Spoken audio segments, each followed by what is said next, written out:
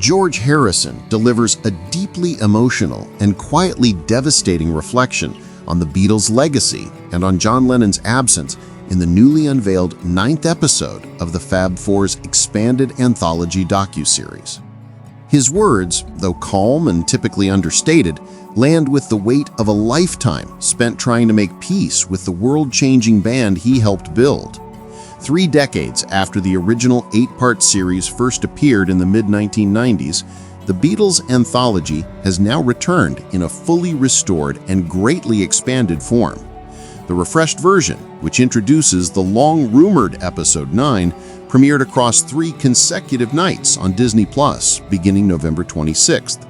This revival forms part of a much larger initiative titled the Beatles Anthology 2025, an ambitious campaign that also includes newly expanded editions of the 3 double-album anthology releases and a reissue of the large-format coffee table book first published in 2000. For fans, it feels less like a simple restoration and more like the completion of something left slightly unfinished for decades. Episode 9 struck viewers with an unexpectedly powerful emotional force.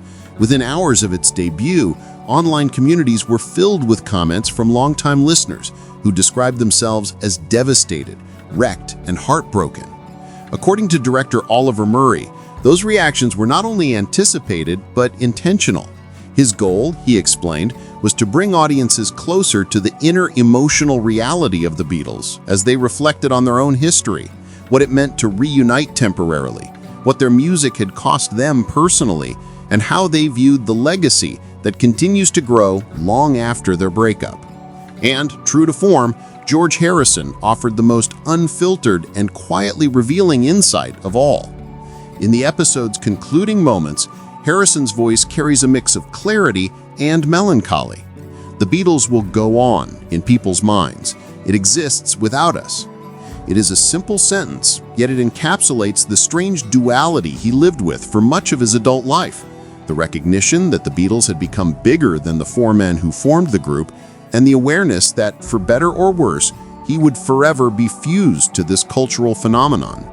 He then adds a heartfelt wish about Lennon, expressing sorrow that John, murdered at just 40 in 1980, never had the extra decades to process what being a Beatle truly meant. "We've had the opportunity to get together again in a new light," he admits, hinting that Lennon, too, might have found his own sense of acceptance had time been kinder. George Harrison's complicated relationship with the Beatles had been documented long before this new episode. 9 years after the group disbanded, Rolling Stone reported his stark comment, "The Beatles exist apart from myself. I am not really Beatle George." It was an attempt to untangle his identity from the colossal mythos that had grown around the band. Yet by 1987, Cream magazine observed a noticeable shift. Harrison finally seemed more at ease with his past. When asked about this change, he responded with characteristic honesty. "Well, I've had a lot of years," he said, acknowledging how painful the late 60s had been. The period surrounding Let It Be was, in his words, terrible, poisoned by tension and exhaustion. The years that followed were hard because we were all sort of shell-shocked from the 60s. Fame had come at a dizzying velocity. Millions watching their every move, constant pressure, relentless touring, and the suffocating mania that made ordinary life impossible. With time, however, the turmoil settled. He reflected, "I've come to terms with it and it's sunk into the past.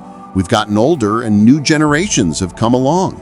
He described how he spent years avoiding interviews, refusing television appearances, doing nearly anything to reclaim the simple ability to walk into a shop without being mobbed.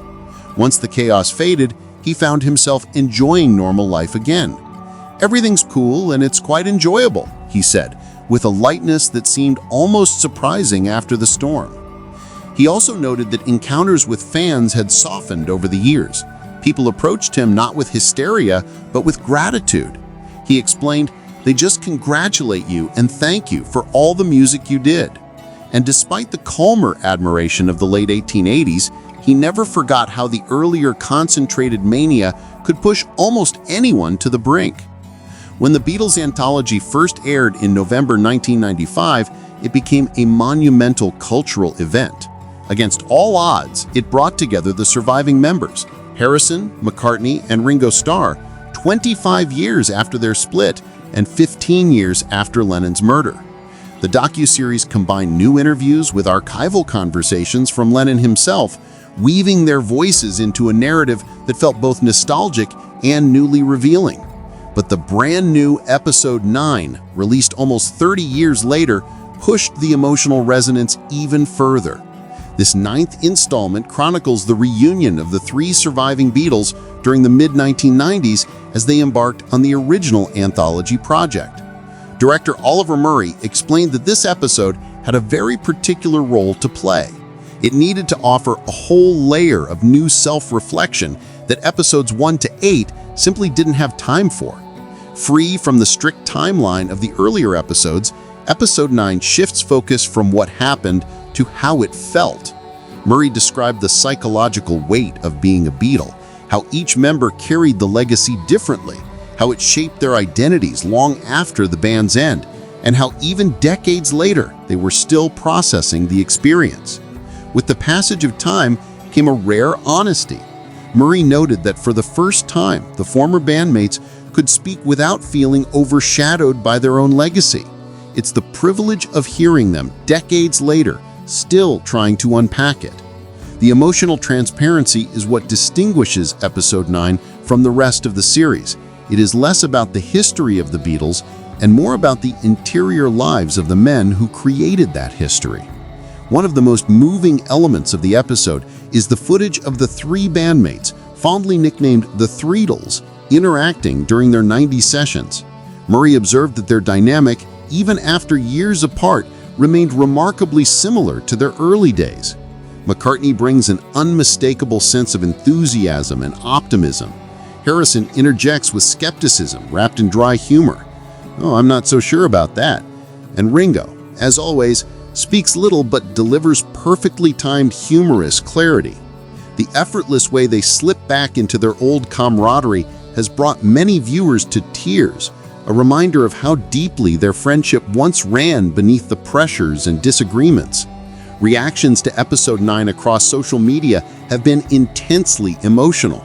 Under one of the Beatles' Instagram posts promoting the episode, fans left comment after comment describing their heartbreak.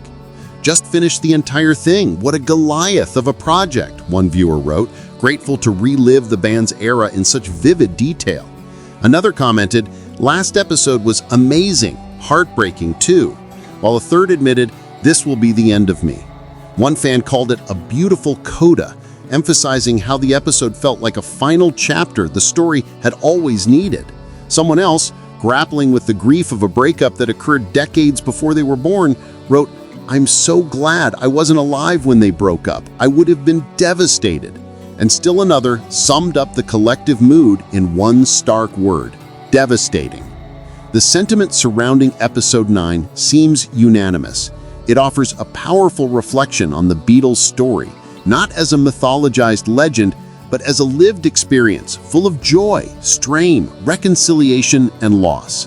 Through Harrison's honesty, McCartney's warmth, Ringo's grounded humor, and Lennon's preserved voice, the episode becomes more than a docuseries installment. It becomes a meditation on time, friendship, legacy, and the emotional cost of changing the world.